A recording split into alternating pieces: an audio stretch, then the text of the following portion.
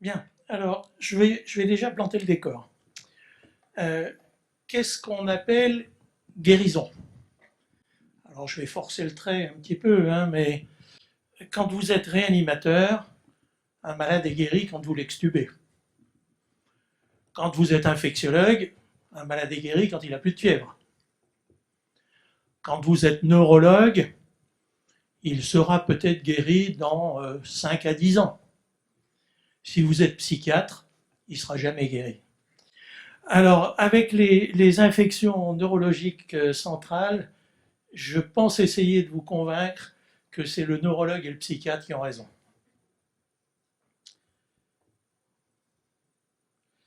Alors, deux entités. Il y a deux entités avec une zone grise entre les deux. Vous avez d'un côté la méninge. Pardon. J'ai pas utilisé le bon bouton, donc je vais.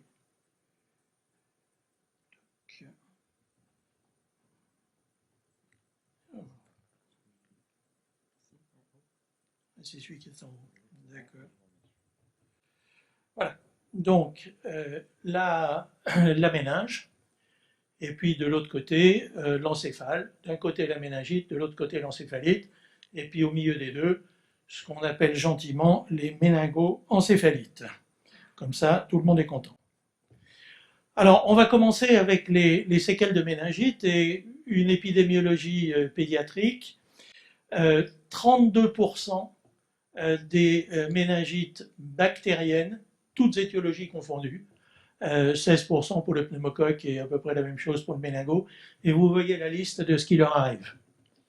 Donc 32% de ces enfants présentent l'une ou l'autre de ces séquelles. Si vous regardez les adultes, eh bien une méta-analyse, 90 études, eh ben on trouve des séquelles dans 25 à 20% des cas avec des troubles multiples. Le premier d'entre eux, ce sont les troubles de l'audition, mais vous avez les déficits moteurs, les épilepsies, les troubles cognitifs, on en reparlera, les troubles psychiatriques, et on ne parle pas des hémorragies intracérébrales, qui sont beaucoup plus rares. Mais vous voyez que le mot séquelles ne se satisfait pas de la guérison microbiologique et de la guérison dite clinique façon infectiologique ou réanimatrice. Alors les recommandations à ce jour, eh bien vous avez une évaluation précoce qui est recommandée, avec un bilan auditif dans les 15 jours qui suivent la méningite, un suivi audiologique qui est absolument impératif, une IRM cérébrale qui va vous détecter éventuellement, quand il y a des troubles cliniques, bien sûr, l'ossification cochléaire ou parfois des lésions cérébrales. Et la rééducation, elle est bien évidemment pluridisciplinaire, avec l'orthophonie, la psychomotricité, le soutien scolaire. On reverra encore un peu mieux avec les encéphalites, mais c'est typiquement les enfants qui sont mis au fond de la classe parce que c'est l'imbécile de la classe, ou c'est le fainéant de la classe. Sauf qu'on a oublié que c'était un enfant qui avait fait une méningite un jour, et une rééducation cognitive. Alors, je ne peux pas aller bien plus loin parce qu'il y a un travail en cours avec une mise à jour de la recommandation méningite bactérienne de la SPILF qui datait maintenant de 2019 et avec un chapitre spécifique sur les séquelles. Donc on est en train de faire la bibliographie exhaustive, etc. Donc plus de précision l'année prochaine. Voilà, comme ça je reviendrai visiter cette magnifique ville de Boulogne, si vous le refaites à Boulogne. En ce qui concerne les encéphalites, alors c'est beaucoup plus précis parce que la recommandation elle est sortie. Ça y est, c'est fait, elle est publiée. Voilà à peu près ce qu'on peut en dire. La fréquence des encéphalites infectieuses s'est estimée selon les études, à 4 ou 7 pour 100 000 dans les pays industrialisés. HSV, c'est la cause la plus fréquente, donc herpès, et c'est aussi la cause la plus fournisseur de séquelles. Et donc les séquelles, 3 ordres de séquelles, des séquelles physiques, cognitives et comportementales avec les problèmes d'autonomie. Alors regardez différentes études, c'est des études ici toutes causes confondues. Là en Suède c'était des enfants, sur une étude sur 4 ans, 54% de séquelles à 5 ans. 54%, plus de la moitié des enfants avaient des séquelles 5 ans plus tard. Ici une étude anglaise, à peu près 200 patients, et un pronostic défavorable à 6 mois de 35% chez 35% des malades, incluant la tuberculose. Donc c'est un petit peu si c'est sûr que la tuberculose est importante dans ce contexte et ça majore sans doute le pourcentage.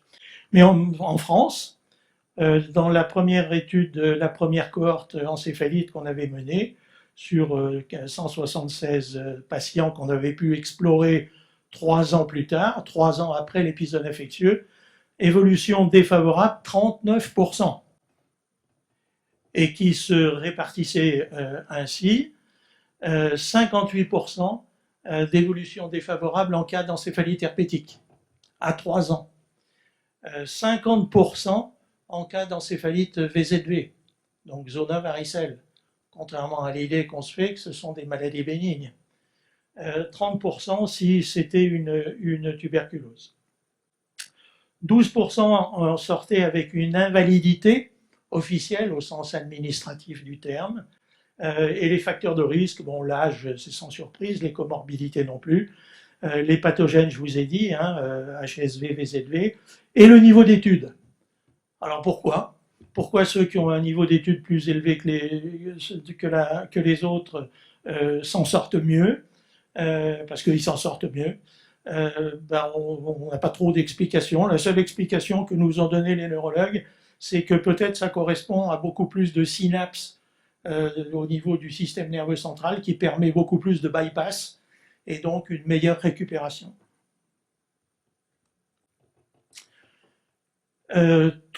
Si on regarde simplement les étudiants dans cette cohorte, 3 n'ont pas repris leurs études, 20 ont repris avec une adaptation et 2 ont refusé l'adaptation. Sur les 63 personnes qui étaient actives avant l'encéphalite, 73% sont retournés au travail, mais 7 avec un poste moins lourd, 2 une invalidité partielle et 16 avec un temps partiel. Donc il y a vraiment un impact très clair sur le travail. Et 27% n'ont pas repris le travail. Donc 2 retraites anticipées, projet de reprise, mais un simple projet, et des invalidités complètes. Deuxième cohorte, on a remis ça. Quelques années plus tard, on a réexploré les encéphalites en France, et là, quasiment 500 patients, suivis à M6 et M12, donc un an plus tard. 800, quasiment 900 points d'évaluation, vous verrez tout juste après ce à quoi ça correspond. Et les pathogènes, les voilà, sans trop de surprise, ce sont les mêmes. Et regardez ce que ça donne, c'est juste pour une impression visuelle. En rouge, c'est la dégradation des scores, et quand c'est bleu, c'est une amélioration des scores dont on s'est servi pour évaluer les séquelles. Et donc, vous voyez, chez pas mal de patients, il y a quand même une récupération, mais chez ceux qui n'avaient pas de problème apparent initial, il y a aussi une aggravation. Est-ce qu'il y a des symptomatologies cliniques plus particulièrement liées à telle ou telle étiologie? À peu près, mais c'est que de l'à peu près. HSV, c'est plutôt cognitif, psychologique et plutôt pas trop moteur, alors que TBE, c'est très moteur, que NIPA, c'est cognitif et moteur, pardon. Donc il y a effectivement une tendance, mais on ne peut pas en décliner une certitude quant à l'étiologie juste en regardant ce qui se passe. Voilà la liste de tout ce qu'il est possible de retrouver.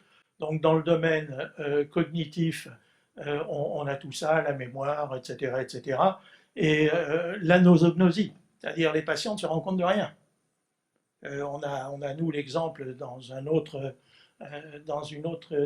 étude qu'on a menée avec les Américains et en partenariat avec des associations de patients. On avait un patient qui avait eu une encéphalite herpétique et qui ignorait complètement sa pathologie, alors qu'il avait vraiment un comportement quasi psychiatrique au cours de nos réunions. Ça, c'est très caractéristique. Les troubles de mémoire, c'est aussi quelque chose qui paraît presque normal pour les praticiens. Là encore, dans le cadre de la cohorte, je téléphone à un collègue en lui disant, ben, vous savez, un collègue amiral, hein, toutes les étoiles, tout ce qu'il faut comme décoration, expert dans le domaine, et qui me dit, oh non, non, mais monsieur machin, c'est pas la peine de le revoir, il est guéri. On continue à discuter, etc. Puis à un moment, il me sort, ouais, ouais, il a juste des troubles de mémoire. Donc moi, je ne savais pas que les troubles de mémoire résiduels, c'était significatif d'une guérison. Donc ça veut dire qu'il y a quand même encore de la formation à faire chez les praticiens. Les troubles du comportement, la désinhibition, en particulier sexuelle, avec les agressions, les changements de personnalité, la famille ne les reconnaît plus, c'est des personnes différentes, les troubles moteurs, bon, c'est peut-être pas la peine d'insister, et évidemment une diminution de la qualité de vie, ça paraît très clair. Alors les enjeux ben, pour le patient, c'est que guérir l'infection, à notre sens, à nous d'infectiologues, c'est pas suffisant, c'est pas une guérison, que rester vivant n'est pas suffisant, que aussi la priorité du patient n'est pas forcément celle du soignant. Sa priorité, c'est peut-être des petites choses, alors que nous, on voudrait tout de suite que, et en particulier dans les pays qui ne sont pas au niveau de vie identique au nôtre. C'est-à-dire que la priorité pour un patient qui a fait une encéphalite japonaise au fond de l'Asie du Sud-Est, ben, c'est de pouvoir retravailler simplement dans la rizière. Et là, il a retrouvé une autonomie qui peut le satisfaire. Et je dévalorise personne en disant ça. C'est juste un concept, un contexte de vie. Alors que chez nous, c'est largement insuffisant. Donc là, il y a vraiment une relativité qui est très importante à avoir, en tout cas quand on lit les études. Et les cas les moins graves sont souvent négligés et les patients n'y font pas attention eux-mêmes. Pour le clinicien, les déficits ne sont pas physiques, donc voilà, ça l'intéresse moins. Ils peuvent même être invisibles, à tel point qu'on peut parler de handicap invisible. Je vous montrerai un exemple. Et puis les patients sont plus ou moins conscients de la situation. La situation n'est pas figée, tout est évolutif. Et en plus, le patient, le clinicien, il ne connaissait pas le patient avant. Donc ce qu'on voit maintenant, est-ce que c'est un changement par rapport à ce qui était avant, d'où la relation avec la famille est fondamentale. Les hôpitaux, alors je vais prêcher des convaincus, j'en suis sûr. Tous les hôpitaux n'ont pas une structure neuropsy ou de réhabilitation suffisante. Et en tout cas, si la structure existe, le personnel est insuffisant, c'est une évidence. Il y a peu de place, les déficits physiques sont souvent priorisés, et toute la documentation et toute la littérature porte surtout sur les AVC et les traumas, et quasiment pas sur l'infection. Donc il y a encore du chemin à faire dans la connaissance pour tout le monde. Et puis il y a des conséquences pour l'entourage, avec la déstructuration familiale en fonction de la déstructuration psychologique, financière bien entendu, et psychologique pour tout le monde. Alors un cas clinique qui vous exprime ça tout simplement, une femme, la soixantaine, un nouveau travail, un CDD de secrétaire, très efficace, énergie très importante, socialisation facile, tout le monde est content, très bonne impression initiale, elle est embauchée. Et puis quelques semaines plus tard, elle est toujours efficace, mais on constate des initiatives inappropriées, des décisions en dehors de son domaine de responsabilité. Bref, elle devient envahissante et tout le monde était satisfait, puis il devient de moins en moins. De très sociale, elle devient ce qu'on appelle cash, sans filtre. Elle exaspère les collègues et donc c'est un CDD, on ne peut pas la garder. C'est une caractérielle, on ne peut pas la garder. On ne peut pas la garder, mais si on discute un petit peu, en particulier avec elle, et d'un antécédent qu'elle avait oublié, eh ben, on a une information d'antécédent d'une encéphalite grave il y a 10 ans avec une réanimation. Et quand on remonte un petit peu plus loin, on interroge son entourage, etc. Ben non, elle n'était pas comme ça avant. Cette dame, dans son travail, présente une séquelle d'encéphalite. Donc vous avez ici la recommandation qu'on a publiée il y a quelques temps, où vous avez évidemment tout ce que vous voulez savoir, et avec quelques données, quelques conseils, entre autres des tests simples, parce qu'aucun d'entre nous n'est neuropsychologue ni réhabilitateur, bien entendu. Donc les tests simples, c'est le MOCA, vous connaissez ça, hein, même Trump il réussit à le passer, alors c'est vous dire. L'échelle d'anxiété, la vie en routine, et puis la qualité de vie, tout ça, l'index de Bartel, tout ça, c'est des tests qui sont très faciles à faire passer. J'y suis arrivé, n'ayant aucune formation neuropsychomotrice, donc tout le monde peut y arriver. Vous aurez ici, parce que les diapos vont rester, je pense, je vous ai mis les liens pour trouver les tests recommandés en français. Et puis si on ne peut pas, pour une raison quelconque, on ne peut pas voir le patient, il ne peut pas venir à votre consultation, il est aussi possible d'utiliser un test d'évaluation, de dépistage par téléphone, qui est validé. Hein, c'est un MOCA validé par téléphone. Donc voilà à quoi ça ressemble. Hein, voilà, il faut cocher les cases et tout. Je vous dis, tout le monde peut y arriver. Le Bartel, c'est un questionnaire extrêmement facile à faire passer sur les déplacements, l'habillement, les soins personnels, etc. Et après 6 mois, si vous n'avez pas de neuropsychologue, vous pouvez vous contenter de dépister avec le WUDAS, qui est lui aussi extrêmement facile à faire passer. Donc pour finir, la fréquence des évaluations, c'est à la sortie 6 mois, 1 an au minimum. L'information des familles est absolument indispensable. Pas d'imagerie systématique, uniquement s'il y a une symptomatologie nouvelle. De même, une nouvelle ponction lombaire, c'est uniquement s'il y a des choses nouvelles. Et s'il y a des choses nouvelles, pensez quand même à une étiologie qui devient de plus en plus fréquente au fil du temps, et plus on cherche, plus on en trouve. C'est les encéphalites auto-immunes, dont beaucoup sont secondaires à une manifestation, enfin une encéphalite infectieuse. Et puis le fardeau des aidants, je ne vais pas m'appesantir là-dessus parce que c'est quelque chose que vous connaissez très certainement et probablement mieux que moi. Mais évidemment qu'il y a un fardeau extrêmement important quand un tel patient présente des séquelles. Et eux, alors personne ne regarde, hein. Tout le monde s'en fout. C'est yaka. Yaka. Donc on ne s'arrête pas à la guérison infectieuse. Les séquelles peuvent se manifester à distance. Il faut revoir les patients, même quand ils sont déclarés guéris. Il faut initier une évaluation et un suivi neuropsychologique pour toute infection neurologique centrale. Il existe des outils d'évaluation extrêmement faciles à utiliser. Il faut une prise en charge psychosociale qui doit être organisée, mais il faut qu'on cherche un peu mieux, parce que dans notre domaine, il n'y a pas grand-chose. C'est tout décalqué de ce qu'on a démontré sur AVC et trauma crânien.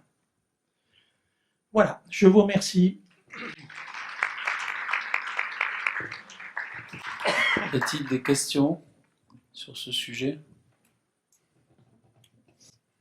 Est-ce que vous avez un registre national sur ces encéphalopathies? Non. Alors, il n'y a pas de registre national pour l'instant sur les encéphalites infectieuses. Si on faisait un registre, d'abord il faut le financer, puis après il faut en voir les objectifs. Mais pour l'instant, on ne l'a pas. On en a discuté, et comme souvent on n'a pas trouvé les moyens financiers pour l'instant, ça reste au stade de la discussion. Bonjour, je suis au fond. Les Bartels, je suis de Strasbourg. J'ai une petite question parce que dans la liste des symptômes à dépister que vous avez mis là, j'ai plus en tête tout ce qu'il y avait dans vraiment le rapport de votre cohorte. J'ai pas trop vu de symptômes vraiment fonctionnels, ça avait l'air vraiment neuropsychiatrique. Je pose la question parce que moi j'ai eu deux patients quand même que j'ai suivis qui, à l'évaluation de 6 mois, en fait tous les tests étaient bons, mais c'était je reste vraiment fatiguée. Je dois dormir 6 heures par jour. Mais à part ça, tout va bien. Et c'était pas vraiment une plainte spontanée, c'était en les cuisinant, en faisant vraiment le tour de la question. Donc, est-ce que la fatigue persistante, ça transparaissait dans votre cohorte? Et est-ce qu'il faut que je la revoie encore? Et est-ce qu'il y a des choses qu'on peut proposer? Enfin, je ne sais pas si vous avez une opinion sur la question, parce que c'est toujours un peu embêté face à ce genre de réponse. Merci. Oui, alors ça fait partie des symptômes, bien sûr. Ça fait partie des symptômes. Je vous ai donné les tests là, mais bien entendu que l'examen clinique, et vous en êtes la démonstration, est indispensable. Donc la fatigue chronique, comme on n'ose plus utiliser ce mot-là, mais la fatigue chronique fait partie effectivement des séquelles possibles. Est-ce qu'il y a une conduite à tenir, j'allais dire une rééducation, entre guillemets? Non. Très sincèrement, non. Euh, j'ai, je vous dirais juste, intuitivement, on se dirait, ah ben oui, ben on va lui faire de la gym, quoi, en gros, hein, pour le réentraîner, etc. Il faut se méfier. J'ai l'exemple dans une autre vie de conseils auprès d'équipes cyclistes professionnelles où le médecin me téléphone en me disant ah ouais, mais un tel, il a fait telle infection virale, vraie ou fausse, peu importe. Mais c'est devenu chronique. À chaque fois qu'il s'entraîne, il redevient encore plus fatigué. Et je lui dis mais oui, oui, je veux bien, mais il se rentraîne au bout de combien de temps après l'infection virale? Il me dit oh, bah, dès qu'il se sent mieux. Dès qu'il se sent mieux, oui, sauf que l'individu il passe en surentraînement. Et tout le monde sait dans le milieu sportif que surentraînement vous emmène une surfatigue et que cette fatigue, elle va durer encore plus longtemps que l'initiale. Donc voilà, tout ça, ça se mêle, quoi. Mais il faut être fatigue, il faut être prudent. Voilà. Mais j'ai pas de miracle. En tout cas, les vitamines, ça sert à rien. Bon, merci beaucoup. Merci, un grand merci. J'avais une question, Ah. s'il y a encore du temps. Ah oui. Oui, merci beaucoup. Merci beaucoup. Je voulais savoir si la prévalence des séquelles était liée à l'étiologie infectieuse, d'une part, et d'autre part, si dans le traitement au moment de l'événement aigu, des traitements immunomodulateurs, comme par exemple l'administration de stéroïdes, sur du long terme, et dans votre expérience, permettent de réduire la survenue de ces séquelles. Quel est votre avis là-dessus? Merci. Alors, vous touchez du doigt une étude qu'on a faite et qui est en cours de publication, qui est une étude mixte avec les Anglais. Simplement pour avoir plus de cas. C'est pas parce qu'ils sont anglais, c'est parce que plus de cas. Et quel est l'effet des corticoïdes en phase aiguë des encéphalites herpétiques? Alors je vais commencer par le herpétique. Je vais commencer par le positif. Il n'y a pas d'effet délétère. Donc on peut en mettre, ça aggrave rien du tout, contrairement à ce qu'on pouvait penser. Donc ça, c'est le premier point. Le deuxième point, est-ce que ça améliore le pronostic immédiat? La réponse est non, ça ne change pas. Ça ne change rien. Est-ce que ça améliore la survenue des encéphalites auto-immunes secondaires? La réponse est, pour l'instant, on n'a pas vu d'effet. Mais on est encore en analyse de sous-groupe, donc ça sera la deuxième publication. Est-ce que ça change quelque chose sur les séquelles à long terme? Ben, je vous répondrai dans 2 ou 3 ans. Merci beaucoup.